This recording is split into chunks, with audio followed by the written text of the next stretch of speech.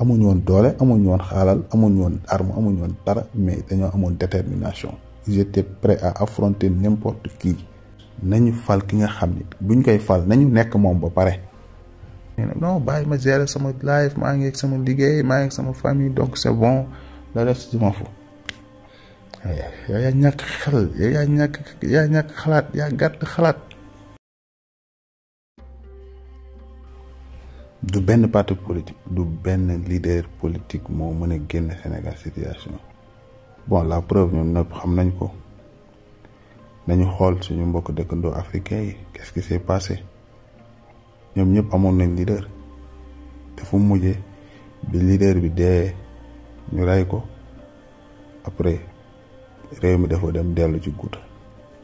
delluwaat ci mbuumu ñaam moomu nooteel pauvreté extrême. donc tey jii ñun Sénégal waruñoo defaat même erreur boobu waruñoo jël suñu avenir réew teg ko ci benn leader politique. kum ci mën di doon nag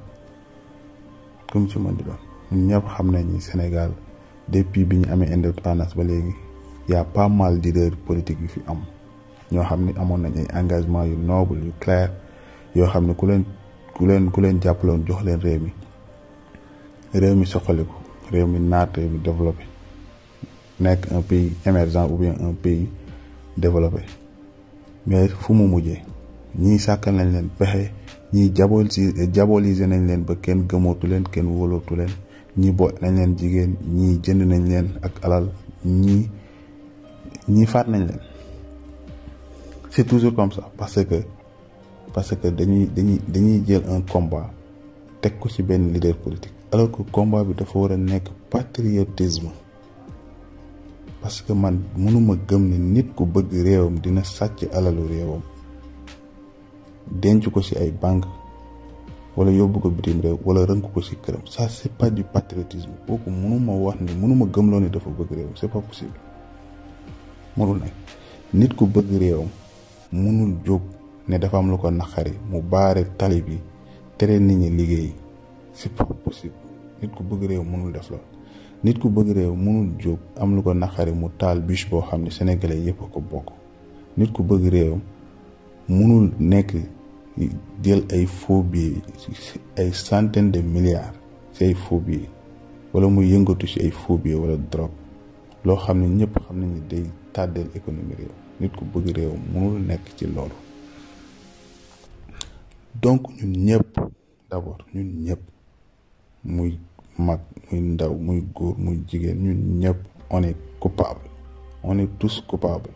fi Sénégal toll tey ñun ñëpp on est tous coupables c'est notre faute ñun ñëpp parce que dañoo manqué patriotisme bu ñu ko amoon tey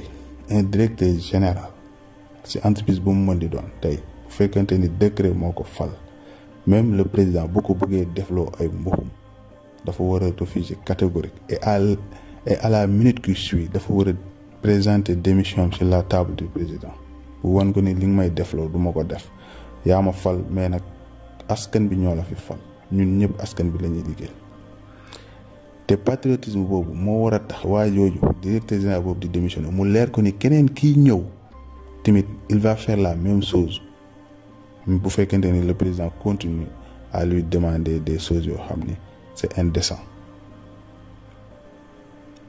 bu fekkente ni un président fal na directeur général defloo ko ay mboxum directeur général boobu présenter démission keneen kii ñëw di ko remplacer moom it ñu wax ko la même chose mu présenter démission ba ci 10e directeur général bi je pense que réew mi dina changer su boobaa benn président dootul sañati sant benn directeur général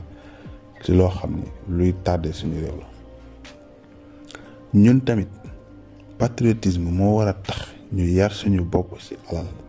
patriotisme rek moo mën a tax ñu yar suñu bopp ci xaalis doylu vraiment nit koo xam ni le sa réew jox na la logement de fonction jox la véhicule ca ravitaillement dara du manqué say facture doo fay facture ndox doo fay facture compte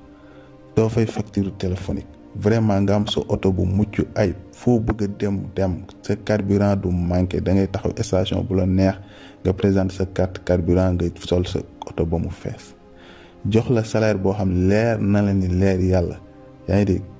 doye woo ko dara lu dul dem def ay vacances yóbbu say doom vacances yóbbu say famille vacances vraiment loolu ku la ko sant ne la liggéeyal pour réew mi war nga mën liggéeyal pour réew mi te bàyyi fi alal boo xam ne moomuloo ko mais ñàkk patriotisme rek moo mën a tax nit fekk alalu mbooloo alalu réew moo xam ne yow dañuy dajale suñuy juróom ak suñuy ñaar fukk maire ci katu jaaykatu caaf bi le salarié le militaire les soldats tout le monde ku nekk cotisé ñu dagg la impôt ñu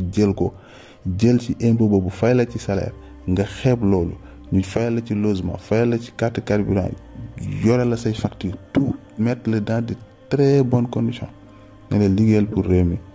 non seulement liggéeyoo mais nga sàcc alalu réew mi encore di ko support loolu manque patriotisme mën na koo weesu. Donc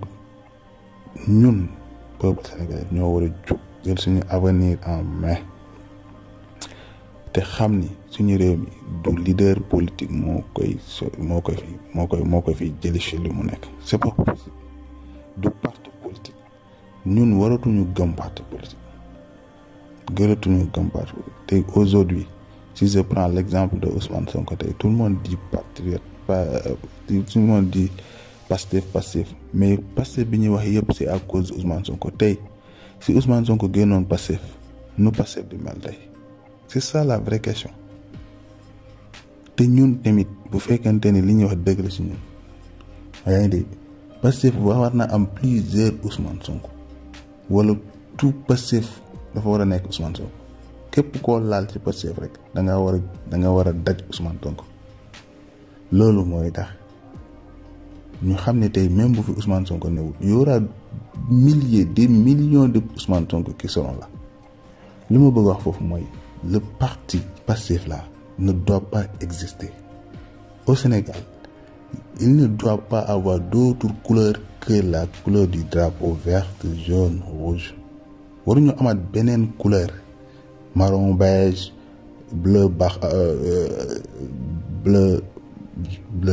bleu jaune bleu blanc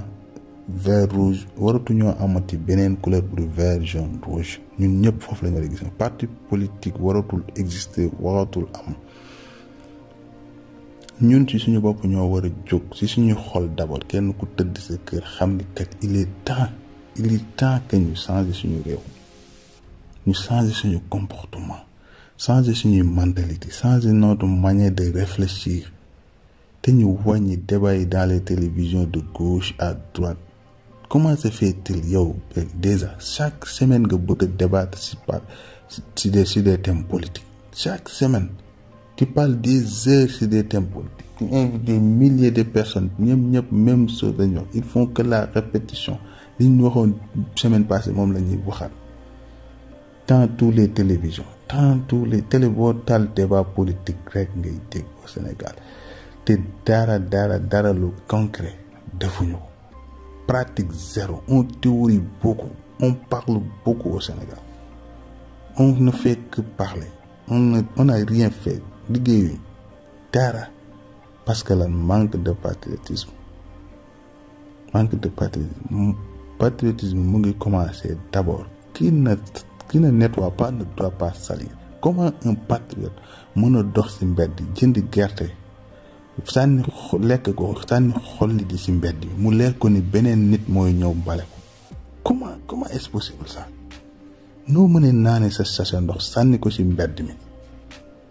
même boo gisul poubelle denc ko sa poche wala nga duggal ko sa saak ba dem sa kër nga sànni ko ci poubelle bi xanaa kenn ku nekk ci ñun am na poubelle ci biir këram. Manque de patriotisme kese moo tax réew mi avancé wul du président mooy développer réew mi du assemblée ñooy développer réew mi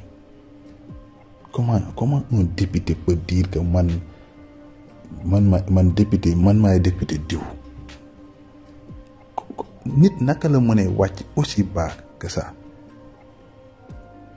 lu toll ni député à l'Assemblée nationale nga ne man tàccu ak yëkkati loxo wii non moomu fi andi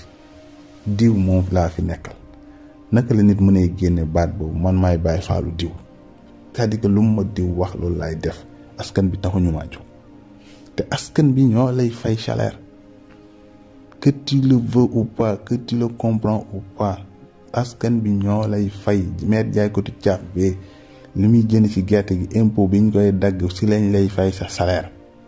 yow nga ne nekk lu ma fi askan bi diw laa fi nekk le président laa fi nekk lu mu wax loolu laay def c'est malheureux. Tu n'es pas patriote, tu es loin d'être patriote gëmoo sa réew alal nga gëm bu ñu bëggee suñu réew mi il faut ñu bëgg suñu réew il faut ñu nekk ay patriote.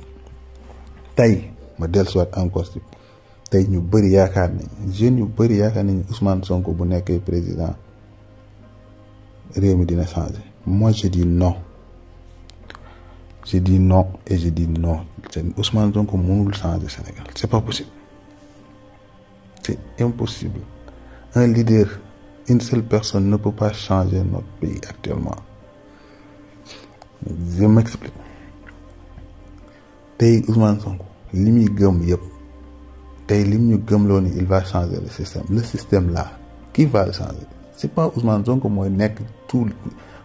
partout au Sénégal mooy nekk directeur général partout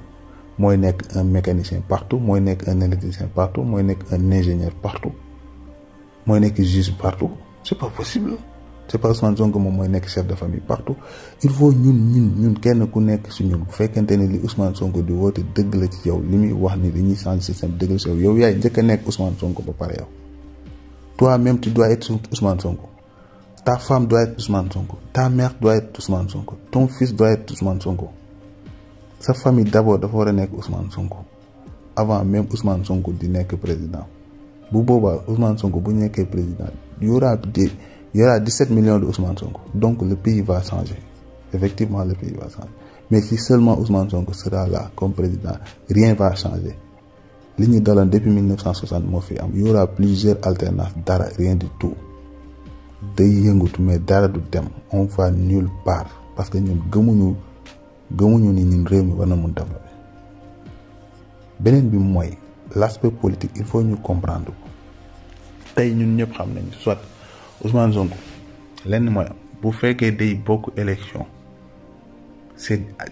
à des conditions, c'est sûr, c'est à des conditions que on le veut ou pas, à des conditions bien précises. Tey tout le monde le sait, les élections locales sont là. Pastef kese mënul nekk partout, mënul nekk maire partout, il est obligé mu dem bokk ci benn coalition boobu lan lañ fa tënk, il y a des chartes diw mooy jiitu diw topp ci buñ faloo lii ak lii la ñuy def. C'est que loolu mënul développer réew, c'est pas possible tant qu'il y a des conditions, c'est pas possible. Parti politique yi kenn ku nekk ak sa intérêt bopp moo la fa andi, kenn ku nekk ak intérêt bala andi ci parti politique bi nga nekk. Il y a des commerçants yoo xam ne dañoo ñëw adhérer benn parti politique lan parce que suñu leader su faloo man dina am possibilité am ay licence dem di importer exporter def lu ma neex dans le commerce. Keneen ki am na keneen koo xam ne moom il est dans le secteur du transport, sama parti politique su faloo après man transport bi lu ma neex laay def. Am na keneen koo xam il est ingénieur, bon bu kii faloo on va me donner les marchés patati patata, on va me permettre de sama entreprise gën a dox. Keneen koo xam ne moom ambition lu ñu doon rêvé yëpp mooy nekk ministre. Sama leader politique bu faloo dinaa nekk ministre, kenn dinaa nekk député, kenn dinaa lii ku nekk ak sa intérêt. Après ce leader politique boobu falu la mu waxoon yëpp dootu ci mën a defati dara. Beneen bi mooy parti politique yi ñu jël jënd carte membre cotisation kenn ku nekk sa intérêt. Élection jot ñi ëpp xaalis ci parti bi génne seen alal def ci ñu battre campagne gagné nga falu nga ne non léegi bon ñii laa doon àndal mais bokkuñu gëm-gëm lii laa bëgg andi au Sénégal duma leen fal duma leen jox, c'est pas possible. Loolu mënul nekk te ñoom ñoo la jàppale woon ànd ak yow battre campagne génn seen alal jox la ko soo faloo da nga leen jox seen wàll ci nag bi. ñun ñëpp gis nañ ko, gis nañ fii ku fi génn wax ko tëj kaas yi wax saaga te pourtant li mu wax ni c'est vrai dafa génne alalam investir ko ba pare nga bëgg a dem jëli koo xam ne il était en France nekk foofu di liggéey yor salaire am faalewul woon Sénégal nga falu bëgg a ñëw andi ko teg ko suñu kaw def ko ministre. Léegi yow mi nga xam ne yow la àndaloon ngeen di battre campagne yi génn ay millions jox ko di ko solal carburant jox ko oto jox ko kër fu ngeen dem nga yoral ko lekkam mu dem jëli benn boy bu nekk France mu war a nekk sa ministre di la jox ay directives di la wax li ngay def soo soxlaa sax gouvernement si président bi il faut nga jaar si moom mais kooku day génn taj kaas yi c'est pas possible. loolu moo fi am te mooy continuer di am tant que les partis politiques sont là nañu supprimer les partis politiques ñun les Sénégalais laay wax man waxuma ak politiciens yi ñun Sénégalais yi nga xam dañoo bëgg suñu réew développer on oublie les partis politiques on oublie les leaders politiques nañu xool kenn ku ci nekk li muy wax li muy woote yaa ngi dégg son discours yan moo lay utiliser ñu adopté loolu kenn ku nekk ci ñun adopté ko téye ko sa xol jàpp ko xaar élection jot nga xool ki ngay choisir nga fal ko te juste nañu fal ki nga xam ni buñ koy fal nañu nekk moom ba pare tey si je suis avec Macky Sall damay nekk Macky Sall ba pare sur toute la ligne si je suis avec Karim Wade damay nekk Karim Wade sur toute la ligne je réfléchis comme Karim Wade parce que man maa ne j'ai choisi les idées de Karim Wade jàpp naa ne Karim Wade peut changer le pays kon je dois réfléchir comme Karim Wade donc si je dis que Ousmane Sonko va changer le pays je dois être Ousmane Sonko sur toute la ligne waruma topp ba c'est pour intérêt c'est pas possible loolu mënuñoo fexe ba mu développer leen maintenant aujourd'hui tey si Ousmane Sonko buñ ko tëjoon tey si kaso bi kon dañu bëgg wax ne Pastef dafay seey Pastef dafay seey parce que il est là à part Ousmane Sonko kan nga déggaat foofu amuñ sax un numéro 2 bu dëgër amul ça n'existe pas te tey Pastef waroon na nekk man bëgguma wu ñu tuddee ko parti politique mais waroon na nekk benn mouvement voilà en fait mouvement la waroon nekk benn mouvement bu dëgër boo xam tey Ousmane Sonko bu puusoon 5 centimètres ñu gis benn leader deuxième leader boo xam ne moo gën a tàng Ousmane Sonko téeméeri union ëpp ko xam-xam gën ko déterminé loolu mouvement boobu on l'a vu en Afrique du Sud avec Nelson Mandela maintenant parti politique falu ko tout le monde le sait c'est un mouvement boo xam ne ñoom ñëpp dañoo nekkoon ay Nelson Mandela il y avait des millions de Nelson Mandela en Afrique du Sud ñoom ñëpp ñu booloo doon benn amuñu woon doole amuñu woon xaalal amuñu woon arme amuñu woon dara mais dañoo amoon détermination ils étaient prêts à affronter n'importe qui yaa ngi dégg seen rêve moo doon Nelson Mandela génn prison ñoom ñu yóbbu ko def ko président mu changer seen rêve et ils l'ont réussi te mouvement moo tax ñu réussir ko c'est pas une parti politique boo xam da ngay cotiser kii teg fii kii teg fii kii andi intérêt kii gis nii kii lii laa gisee kii nag c'est pas ça benn objectif képp kese lañu war a am ñun ñëpp mooy lan mooy changer système bi moom il faut ñu changer ko c'est éminent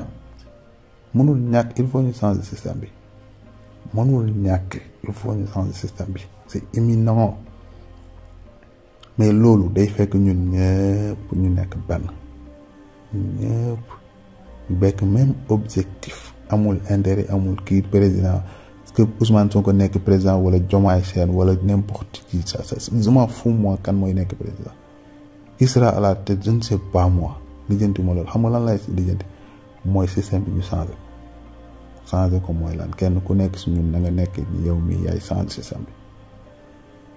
tey bu mouvement woote woon ñu ne nañ génn dem toog place de l'Obélisque man su may génn du ma bàyyi sama waa kër mais mënuma nekk si kër on est 5 ou 10 personnes ci benn maison ñu ne dañuy changer système bi mouvement boobu woote benn sitting place de l'Obélisque man ke sama génn dem bàyyi 5 ou 10 personnes sama kër après ma gëm ni le pays va changer damay nax sama bopp c'est pas possible tant que Sénégalais yi ñun ñëpp yegguñu ci tey ñu woote sitting ñu kenn ku nekk kër yëpp vide ñëpp génn tëj seen kër yi dem ci sitting bi ñëpp ñëw toog te changement boobu noonu dañ koy même armée bi dañ ko war a yëg dañ ko war a sentir les policiers les militaires les gendarmes tout le monde doit le sentir un patriote man mënuma gëm un patriote bu jël xeer sànni ko un gendarme un policier. Ça tu n'es pas patriote, c'est pas possible, mënul nekk. Un policier mënuma gëm ne mën na jël lacrymogène sànni ko un civil alors qu'il est patriote, c'est pas possible. Il faut ñun ñu bëgg changer tey muy gendarme muy policier muy ku mën di doon lépp képp ku la wax jëlal lacrymogène sànni ko ci civil fayu loolu lu ko jar talaa fayut sax civil boobu nga jël sànni ko lacrymogène moom moo lay fay salaire que tu le comprends ou pas civil boobu moo lay fay salaire. Gouvernement amul xaalis yorul ñun ñooy dajale suñu xaalis jox leen ko dénk leen ko ne leen yoral leen ñu réew mi ñi nga xam ñoo yoral suñu kaaraange ñii lañ leen di fay ñi nga xam ne ñoo yor wàllum courant bi lii lañ leen di fay wàllum ndox bi lii ñiy defar tali yi ñii nangam ñii lijjanti papier yi ñii lijjanti passeport yi lépp kenn ku ci nekk ñu leen la fay jox ko nangam mais loolu yëpp day fekk ñu dajale ko ci suñuy dërëm mooy impôt yi ñuy dagg. tàngal bu juróom sax boo ko yéene dagg nañ la impôt yooyu la ñuy dajale yóbbu ko dajale ko weer après ñu tasaare ko def ay salaire fay kon un patriote un policier patriote man mënuma gëm ni mën na yëkkati lacrymogène sànni ko civil un civil mënuma gëm ni il est patriote ba pare jël xeer sànni ko policier, c'est pas possible. Donc c'est quoi le problème? Le problème mooy nous ne sommes pas des patriotes gëmuñu suñu réew bëgguñu suñu réew kenn ku nekk ni sa intérêt bopp dong ngay seet. Il y a beaucoup d'ingénieurs, il y a beaucoup de techniciens bëri na ay sénégalais yoo xam ne actuellement